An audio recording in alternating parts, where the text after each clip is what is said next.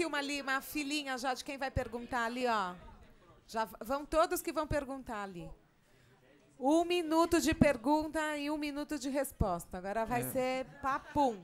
Boa tarde a todos. Vou tentar fazer rápido a pergunta. Teve a senhora que perguntou e eu fiquei até diminuído na pergunta, né? Mas foi muito rica a sua colocação. Em relação à Política Nacional de Educação Ambiental, eu acho que não sei se foi o Rafael ou o Fernando que falou sobre as escolas piloto que estão sendo feitas, né? A minha pergunta é muito simples. De que forma está sendo trabalhada a Política Nacional de Educação Ambiental nessa questão dos orgânicos, tendo em vista que ela possui inúmeros princípios, ela é um instrumento extremamente rico, uma legislação federal 9795, e como ela está sendo trabalhada junto com os gestores educacionais? Porque o ponto de partida, né, para as escolas é trabalhar os gestores, coordenadores, diretores, professores. Caso eles não tenham aceitação, fica difícil um piloto vingar de médio a longo prazo. Obrigado. A minha é mais rápido. A minha é um projeto para a Soninha, para o ano que vem, é colocar na grade curricular educação ambiental nas escolas públicas e privadas. Obrigado. Ai, posso usar os segundos que sobrou dele? Gente, muito rapidamente, boa tarde, parabéns, muito obrigada. Adorei ouvir todos falando. É muito bom estar aqui e ouvir isso tudo. Eu entrei na prefeitura em 2005, me licenciei em 2017. Fui para o sul da Bahia, cheguei lá e me deparei com o lixão. E falei, meu Deus, não dá para ter esse lixão aqui com as pessoas nessa situação muito parecida com o vídeo que passou. É exatamente isso, 5 caminhões de lixo chegando, eles brigando com o urubu, sem uma luva, sem nada. E aí abri o edital de compostagem no governo federal, me ofereci para escrever o projeto para a prefeitura. Não foi aprovado, porque 10 projetos para 5.000 e tantos municípios não foi. Mas aí a gente começa a se apaixonar cada vez mais pelo tema, um tema que eu já trabalhava, né? Soninha sabe, a gente já trabalhou muito, isso inclusive na subprefeitura Lapa. E a minha questão, basicamente, 2 coisas. Uma, eu consegui ir para o Congresso de Cidades de Lixo Zero, em Brasília, foi incrível. Eu saí de lá apaixonada, mais ainda. E saí pensando, gente, mas a gente ficou tanto tempo batendo na tecla de separar o reciclável. Como que a gente não se deu conta que tem que separar o orgânico para não contaminar o reciclável? E a coisa não andava, né? Em 10, 12 anos, a gente passou de 1% de reciclagem para 3% de reciclagem no município. Se a gente conseguir separar o orgânico, a gente consegue usar sacolinhas verde e cinza. Vai concluindo a pergunta. Sim, estou concluindo. A gente consegue usar a sacolinha verde e cinza também, se a gente conseguir fazer isso, né? Certo? E aí eu quero saber da prefeitura o que vai fazer para esses 65% domiciliares. Qual que é a proposta da prefeitura? O que está sendo feito para a gente conseguir atingir esse público? Considerando que, já que o transporte é um desafio, e a gente... Qual é a possibilidade de fazer local, né? Já que é domiciliar? Tem que levar isso em consideração. E só uma última coisa, gente. A gente lembrar de mostrar também a beleza que é a gente fazer isso, porque o resultado é sensacional. Muitas vezes a gente está só mostrando, poxa, olha que horrível, mas lembrar de mostrar também, olha que lindo quando a gente consegue fazer o ciclo funcionar, como no caso do mercado e tantos outros. É isso, gente. Obrigada, desculpa ultrapassar o tempo. Deixa a gente responder agora, porque senão a gente vai começar a esquecer as perguntas todas. Vamos primeiro para o processo educacional. Como é que a gente vai dar mais de educação para a população? Bom, a gente está com um projeto chamado Hortas Pedagógicas. É uma iniciativa que a Secretaria Municipal de Educação já tem há alguns anos. Já tem mais de 500 escolas que eles atenderam. Eu posso falar dessas 200 que eu participei. É um projeto que tem um apoio da Fundação Banco do Brasil. E essas 100 escolas, a gente tomou todo o cuidado para elas serem esparramadas pela cidade. Então, acho que são 12 ou 13 DREs. Então, cada DRE teve o seu número de escolas selecionadas.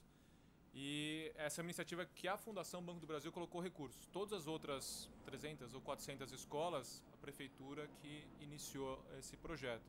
E eu acho que é importante a população, as outras escolas, buscarem isso, tentar crescer ainda mais. A gente abriu as inscrições, tinha um número limitado, em 2 dias já preencheu todas essas 200 e ainda tinham mais diversas outras na fila de espera. Então, há uma demanda. E como esse projeto foi estruturado? Ele foi muito bem estruturado junto com a Secretaria Municipal de Educação. Então, não foi uma empresa, uma fundação que foi lá, vou colocar a horta na sua escola. Não. Então, como estava junto com a Secretaria Municipal de Educação, a horta estava no currículo escolar dos professores. Então, o professor vai estudar física ou matemática, vai lá, quantos canteiros, se uma planta absorve tanto de água, quanto de água tem que colocar para os canteiros. Então, você coloca na atividade, no currículo escolar, a atividade em horta. Então, ela está indo super bem. Mas, acho que um piloto de 200 é bastante coisa também, sabe? Mas se você olhar 1.500 escolas, ainda tem bastante chão. Então, eu acho que tem que continuar, mas esse projeto específico das hortas pedagógicas que eu trabalhei nessas 200, eu não posso falar das metas. E o projeto da Anlurb é um pouco diferente. A gente está trabalhando a compostagem dentro das escolas como educacional, hortas pedagógicas, então compostagem pedagógica. Não está para resolver a compostagem das escolas. Bom, Fernando já resumiu bem. Assim, eu não sou um educador. Eu sou um engenheiro e eu penso bem diferente de um educador. Não porque eu não compartilho dos mesmos ideais e sentimentos, mas porque não tem uma formação. Não, também. Não, desculpa. Então eu me expressei mal. Tá? Não vamos entrar nessa seara. Eu me expressei mal. Mas eu não fiz essa graduação e eu não estudei a fundo para agir como tal. Então, Anlurb, quando ela enxerga o resíduo como um resíduo simplesmente ponto. O olhar pedagógico, tanto que quando nós vamos fazer o projeto com as 121 escolas, nós queremos resolver a questão do resíduo na escola. Então, meu olhar é voltado para o resíduo.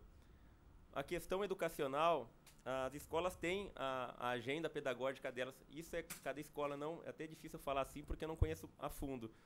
Mas cada uma agenda de alguma forma. Quando nós conversamos com as escolas para ter a percepção do projeto, todas elas, óbvio, que apoiam e querem também incluir a atividade pedagógica da escola no projeto. Mas nós, como Anlurb, agora eu falo como setor da prefeitura, porque eu sou poder público e não sou todo o poder público, eu sou poder público de um determinado setor. Eu não tenho esse respaldo, não ajo dessa forma. Então, o nosso trabalho, 121 escolas, para nós, é um puta de um piloto. Vou te falar uma coisa, é um puta de um piloto. Não é fácil tocar, porque nós vamos testar várias formas de como tratar esse resíduo. Não vai ser uma forma única, porque eu tenho uma escola, eu tenho uma creche, e eu tenho uma escola com, 1.000 alunos. Eu não posso enxergá-las da mesma forma. Nós queremos saber como trabalhar o resíduo. E vai entrar a parte educacional junto. Então, eu acho que é algo grande desse ponto de vista. Mas eu não posso falar como Secretaria de Educação aqui. Aí seria a função deles, até como eles estão atuando. Mas eu sei que dentro do Mas poder o importante público, é dizer que tem algumas iniciativas, né? Não, tem várias. Não tem algumas. Eu diria que metade das escolas...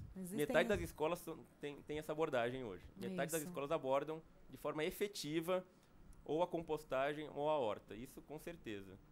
O importante não é que tenha iniciativa, é que continuou as políticas nessa gestão. Sim. Vamos lá. Fazer uma pontuação, respondendo a segunda pergunta que foi associada à Política Nacional de Educação Ambiental, né? Bem brevemente. No caso, a gente está com um projeto em Ilhabela executando com a parceria da Secretaria de Educação e Secretaria de Meio Ambiente de Ilhabela, que a partir dessa semana, segunda-feira dessa semana, todas as escolas de Ilhabela têm sistema de compostagem. Obviamente, comparado com São Paulo, é muito pouco, porque lá são 36 escolas. Mas já é um baita impacto, porque é uma ilha e tudo mais. Então, todas as escolas municipais de Ilhabela têm sistema de compostagem, casando os dois vieses, né?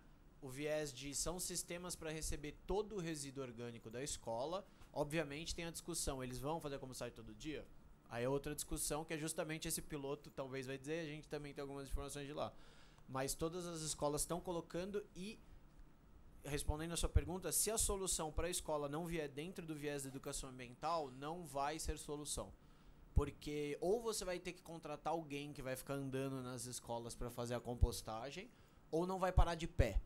Porque os professores precisam que insira isso dentro do projeto político-pedagógico das escolas, para eles conseguirem dedicar cargas horárias a essa temática. E se não for visto a compostagem como um instrumento útil para os professores, você está no ambiente escolar. Vai ser relegado, vai ficar para o canto.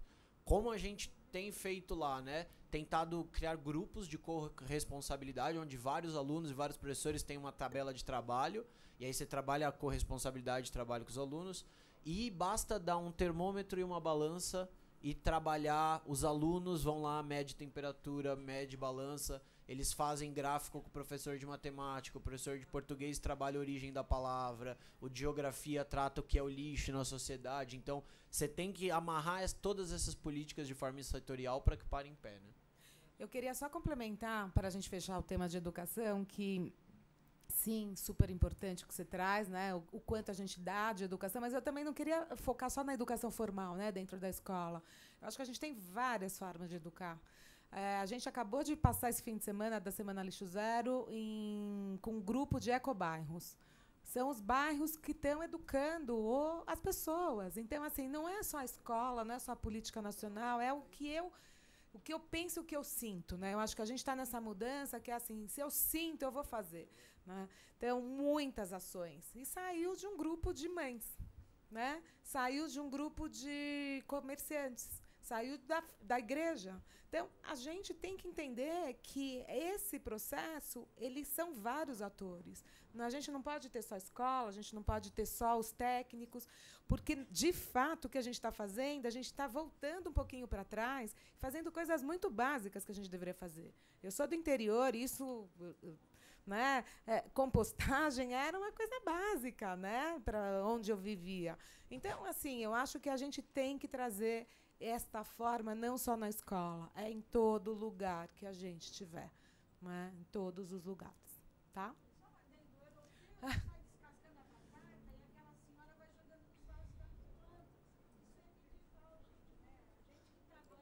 Se a gente fizer aqui, vamos falar que você está jogando lixo. Então, assim, mas é um pouco disso. Vamos lá. Boa tarde, meu nome é João Carlos, eu sou engenheiro de materiais e eu sou da empresa Oeco. E, aproveitando que foi mencionada essa questão dos sacos compostáveis para coleta seletiva, eu queria reforçar 3 aspectos, né? Primeiro, a definição de grande gerador é fundamental. Todas as cidades no mundo inteiro que começaram, que atingiram índices de 80% a 90% já de desvio do aterro, elas começaram o trabalho primeiro pelos grandes geradores. Essa é uma coisa que está na Política Nacional de Resíduos Sólidos, não é responsabilidade da prefeitura, isso aí é um ônus que a prefeitura está carregando e está onerando quem está pagando a coleta seletiva quem está pagando a coleta de lixo, né, dos grandes geradores são a população, são os cidadãos. Porém, a questão da separação entre as extrações é fundamental para evoluir. É outra coisa que também no mundo inteiro foi o que propiciou fazer isso. No caso dos orgânicos, um grande facilitador são esses sacos para a coleta seletiva dos resíduos orgânicos por causa da higiene, sanidade, desse processo, porque ninguém pensa exatamente nisso, mas é fundamental, qualquer lei que venha a sair, vai ter um decreto, vai ter uma instrução normativa, e essas questões aí tem que regulamentar qual que é a forma de disposição para a coleta seletiva. Não adianta falar que vai existir a coleta seletiva se não regulamentar a forma de disposição desses resíduos. Eu vou aproveitar como que eu acho que ninguém conhece, eu gostaria de deixar umas amostras para o pessoal conhecer o que é um saco compostável. Muito obrigado. Obrigada. Deixa eu só voltar para uma pergunta que você fez, que a gente não respondeu, que foi qual o papel, né, da Anlurb para o que a gente está fazendo para os domiciliares, né, para a gente educar os domiciliares. Você achou que você fosse passar, né? Ileso. Voltamos. Bom, teve um slide que eu mostrei do PGIRS, que tem as obrigações e o que deve ser feito para redução do volume que vai para o aterro. Uma das possibilidades é o TMB, que é o tratamento mecânico biológico, que são centrais que podem receber esse material, tanto o reciclável seco, que a gente fala, como o orgânico, como o rejeito, e esse local ele separa esse material e, no caso, o orgânico, ele pode ser tanto recebido de forma separada, porque você pode fazer isso em blocos, então você pode receber tanto o orgânico já segregado, e esse material pode ser ou compostado, ou ele pode vir a fazer a metanização, se fazer o processo com ausência de oxigênio, para que seja tratado. Hoje, como eu expliquei anteriormente, São Paulo tem uma concessão que vai até 2024, e quando isso terminar, provavelmente a nova concessão já vai prever outras formas no contrato. Não dá para eu ficar aqui como técnico discutindo pontos contratuais e como o resíduo é levado hoje. Mas tem um projeto em andamento de construção de um TMB aqui para São Paulo, para a região de Santo Amaro, para ser inaugurado, para estar em concepção, na verdade, o projeto, em parceria com outras entidades, para receber esse material das residências, iniciar o processo de recebimento do material das residências.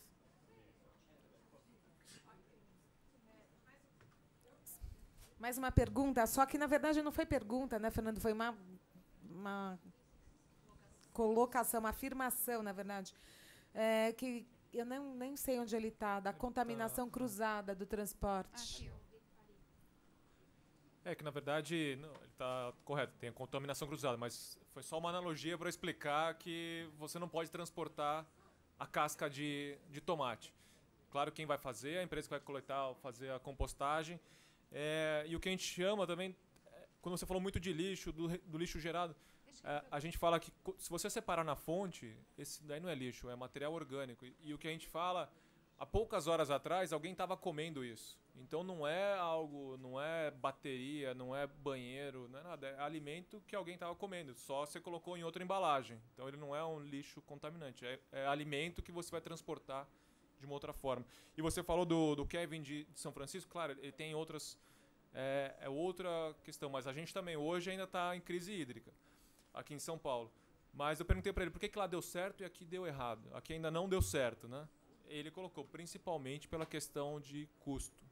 Lá é caro lá não tem tanto espaço igual aqui. Lá é caro jogar fora. Então a hora, igual o Vitor falou, a hora que o aterro for caro, você não puder mais jogar orgânico no aterro, ou se tiver uma taxa em cima disso, resolve o assunto.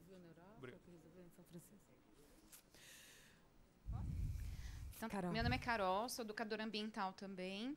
E eu queria que vocês falassem um pouquinho, talvez o Fernando e o Vitor falassem um pouquinho mais, sobre como que é esse retorno quando vocês implementam compostagem com o comportamento do adulto. Qual é o retorno de aceitação, quanto tempo demora? Porque a gente falou bastante da atividade com criança e, teoricamente, a criança ela responde mais rápido.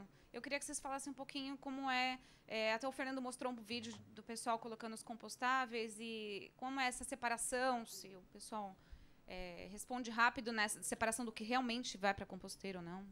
Ok?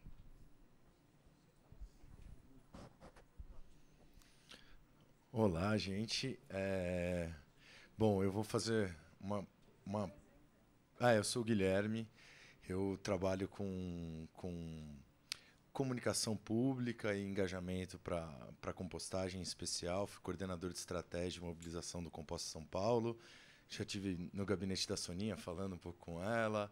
Estava hoje de manhã com o Storel, porque essa turma, né, que vai tentando passar a bola aí para as coisas acontecerem. Inclusive, eu preciso fazer uma rápida homenagem ao Rafa, né, o Rafael, que foi uma alegria tá com um cara técnico da pesadíssima assim, na Anlurb, e poder estar aqui, né, dando esse parâmetro para a gente, participando da conversa. Isso é muito bom.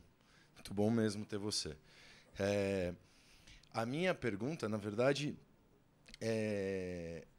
principalmente para a Soninha, assim, mas para a gente entender, porque saiu a PMI é proposta de manifestação de interesse, né? Então, quando uma prefeitura sabe o que ela vai comprar, ela faz uma licitação. quando ela quer entender que tecnologias existem no mercado para dar conta, ela abre para o setor e o setor fala, olha, eu posso tratar resíduo assim, eu posso tratar assado, eu tenho uma máquina que faz isso, enfim. Então, ela está escutando a sociedade. É claro que não somos nós que estamos sendo escutados, porque são empresas que precisam calcular a logística de transporte de resíduos na cidade. É super complexo, né? Então, só empresas de grande porte. Eu não acho que isso é um condicional, né? É difícil mesmo. Mas tem um ponto. Eu participei pontualmente de uma dessas empresas que estava ofertando alguma solução, então me contrataram pontualmente como consultor. E aí 2 coisas me ficaram claras. Um é que a PMI, embora ainda seja a PMI, não é o edital de licitação, ele ainda não apontava com incidência para algumas coisas da política nacional, do PGIRS, principalmente em relação à segregação na fonte. E a segunda coisa é um pouco em cima do que o Storell falou. Então, assim, a compostagem hoje, para a gente que atua com isso, a gente sabe que isso é macro-solução.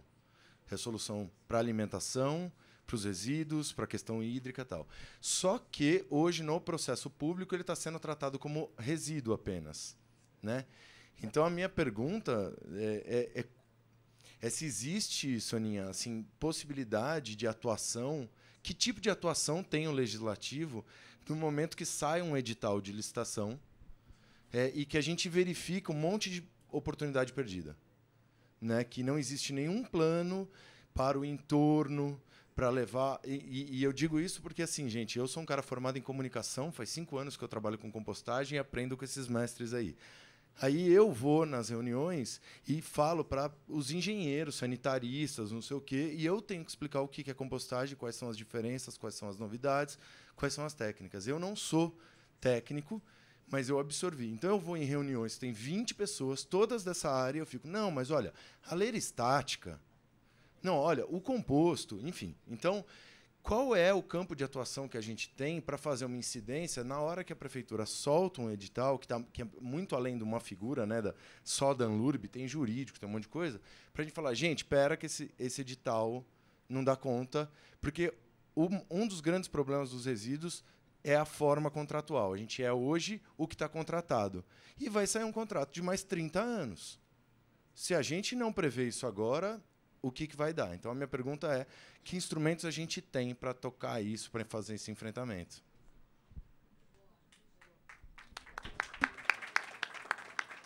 Então, vamos lá. Mais uma. Tem mais alguma pergunta? Porque senão a gente encerra nessas 2. A última. Então, vem.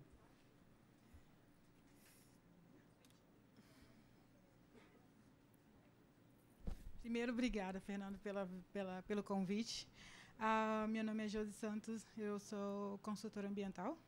E minha pergunta é para a parte pública e a parte privada, que é se existe um incentivo para o setor privado que tenha uma alternativa no gerenciamento dos seus resíduos orgânicos.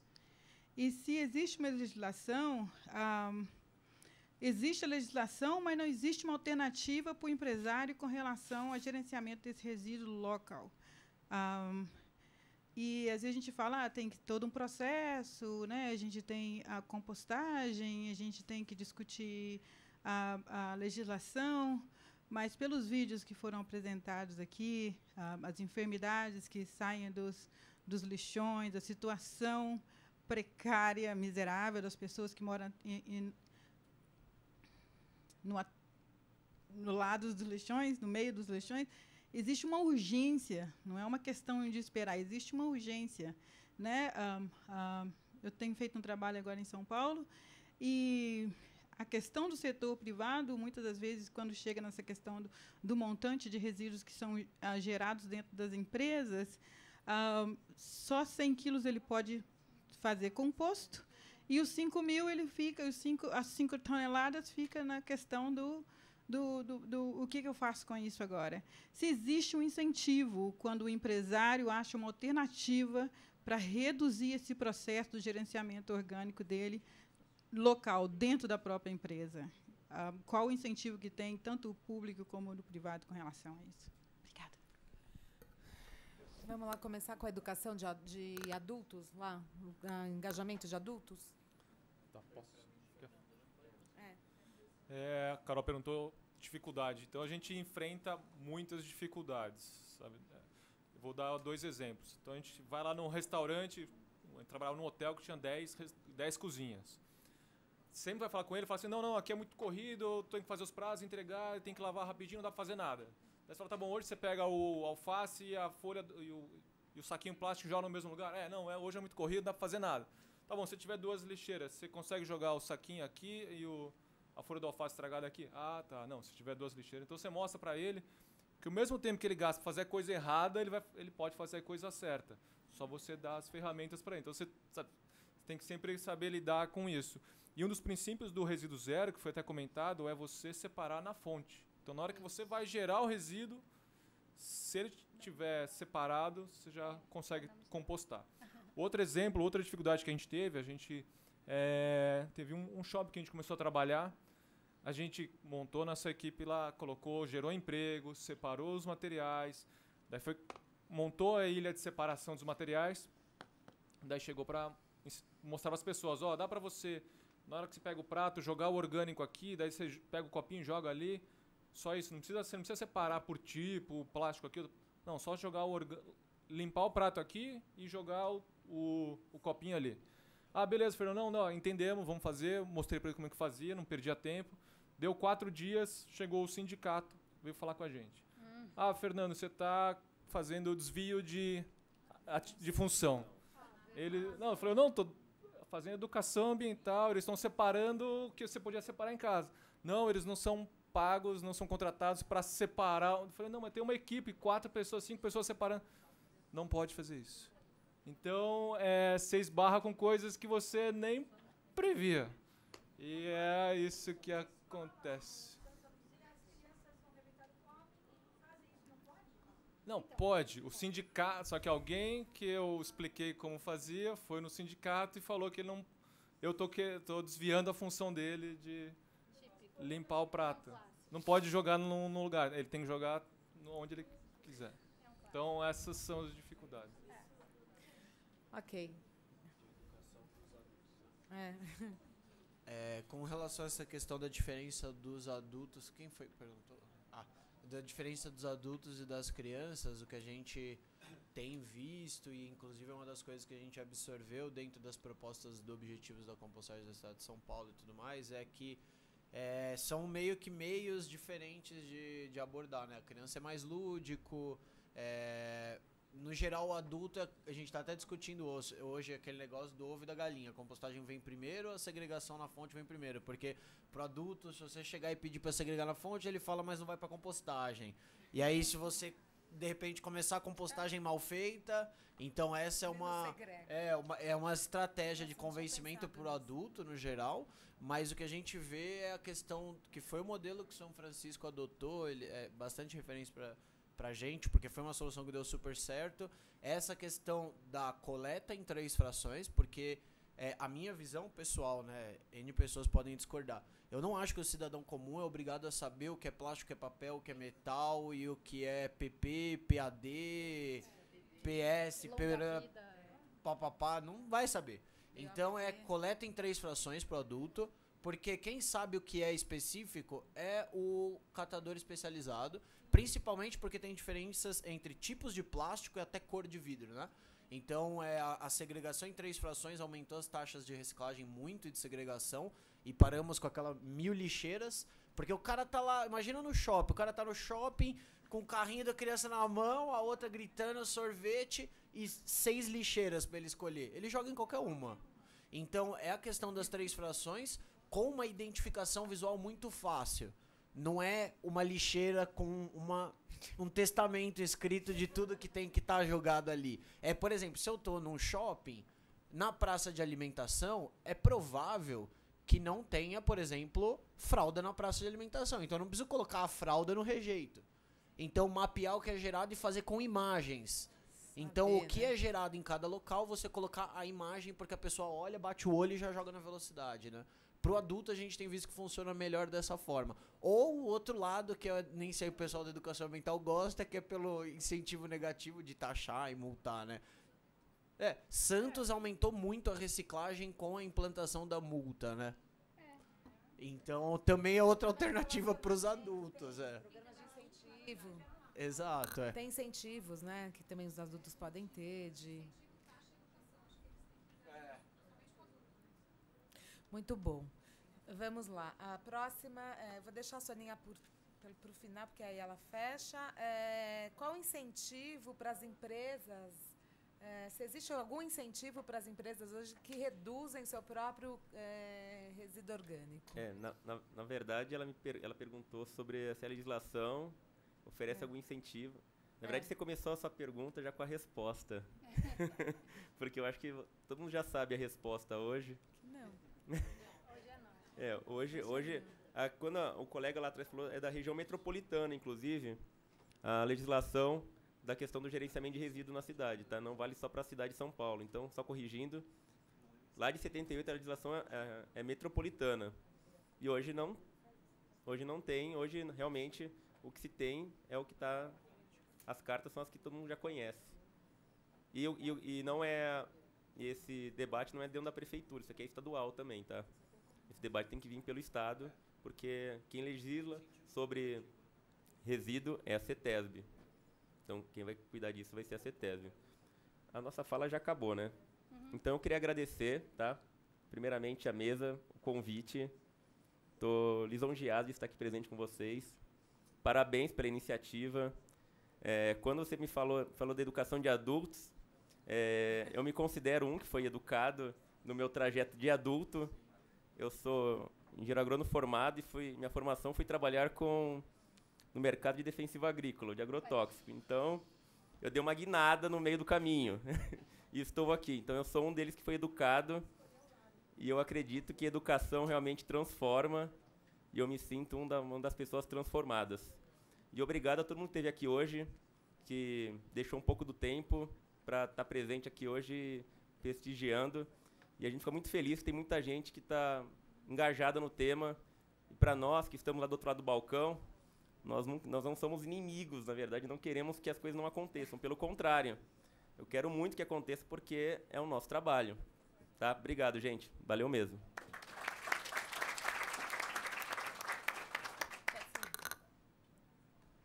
Eu pensei que a Sonia fosse responder ainda outra pergunta.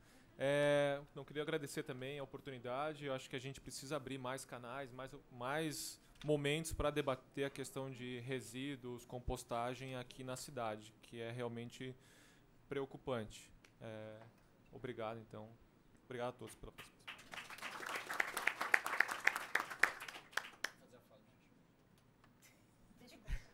Tinha esquecido.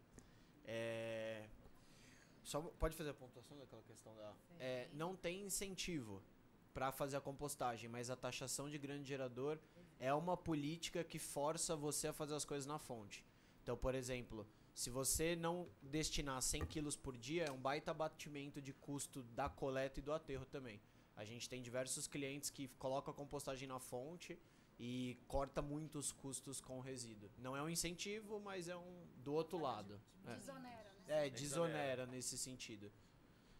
Então, também queria agradecer a Soninha, a Flávia pelo convite. Foi muito rico o debate. Acho super importante esse debate na cidade, que sempre vem com força e ano em ano tem sido debatido. Teve o Composta São Paulo, teve o pátio de compostagem da Lapa, agora a gente tem o pátio de compostagem da Sé.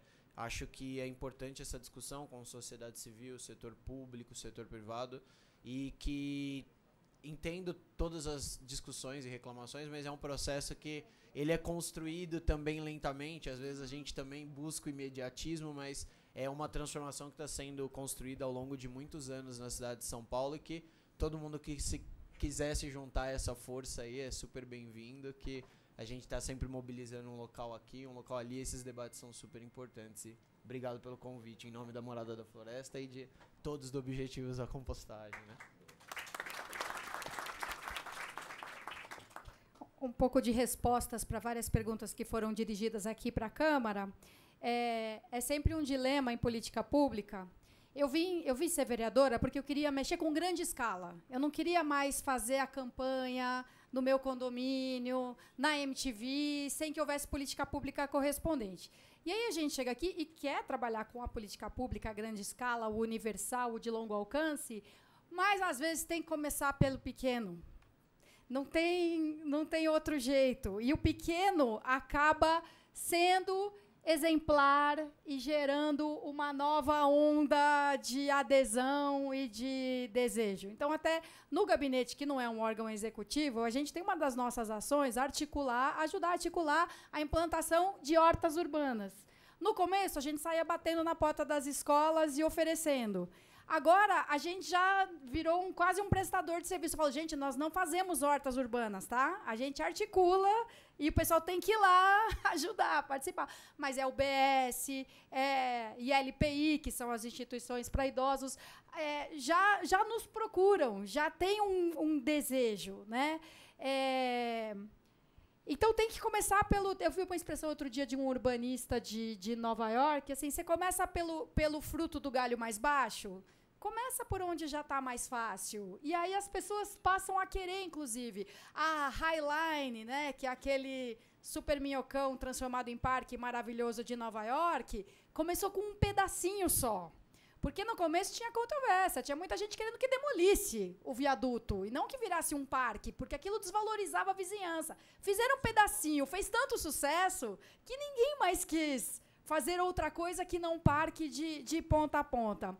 Um problema que a gente tem direto, né, graças um pouco à minha categoria, é o dilema entre os políticos, aliás, o confronto entre os políticos e os técnicos. Então, se a gente for falar de trânsito, por exemplo, muitos técnicos da CET vão se ressentir de serem obrigados a fazer determinadas coisas por ordem de algum político.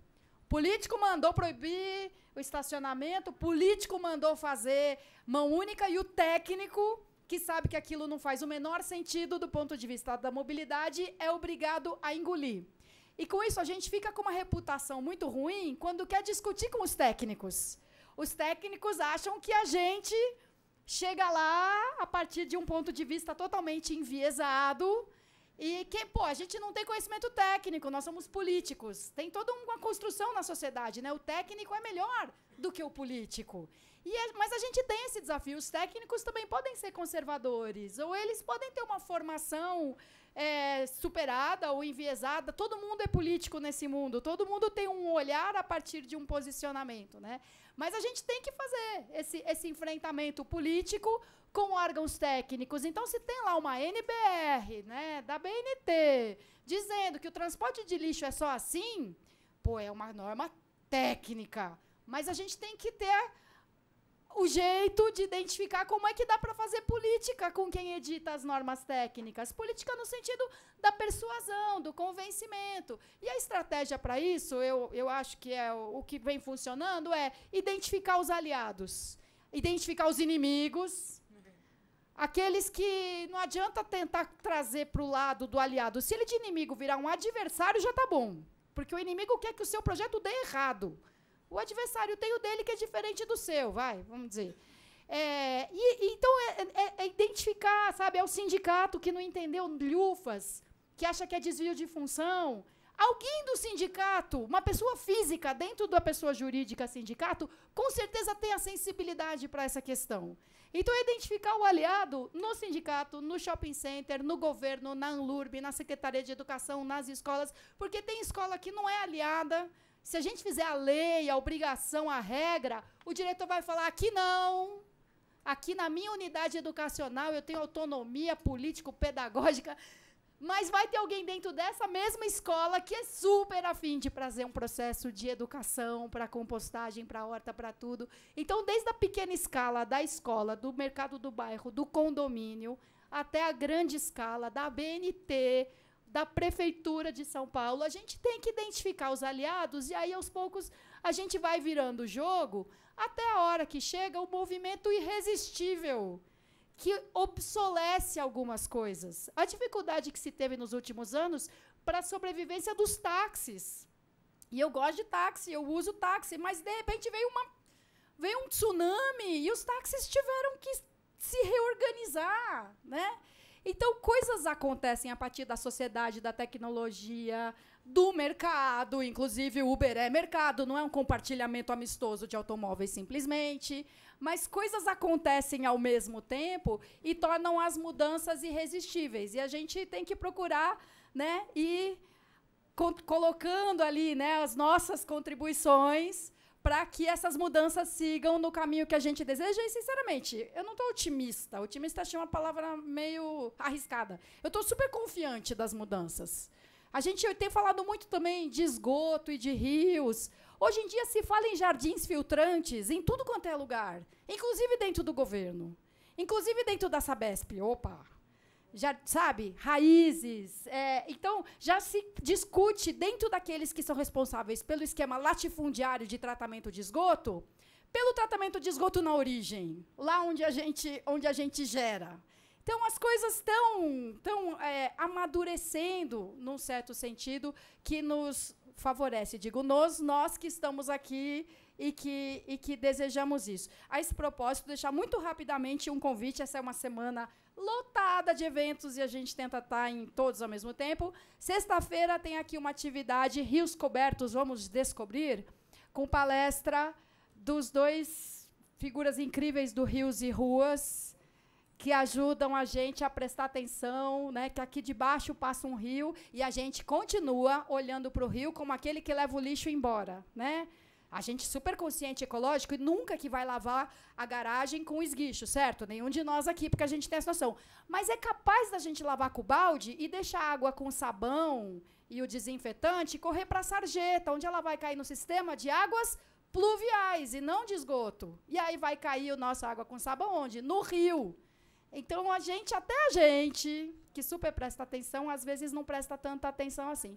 Então, todos convidados, e, por favor, passem o convite adiante. Sexta-feira, 10 horas, aqui na Câmara, Salão Nobre, aberto a todos do mundo. E muito obrigada pela presença de todos vocês aqui hoje e pela ideia do Lixo Zero de nos incluir nesse momento. Valeu.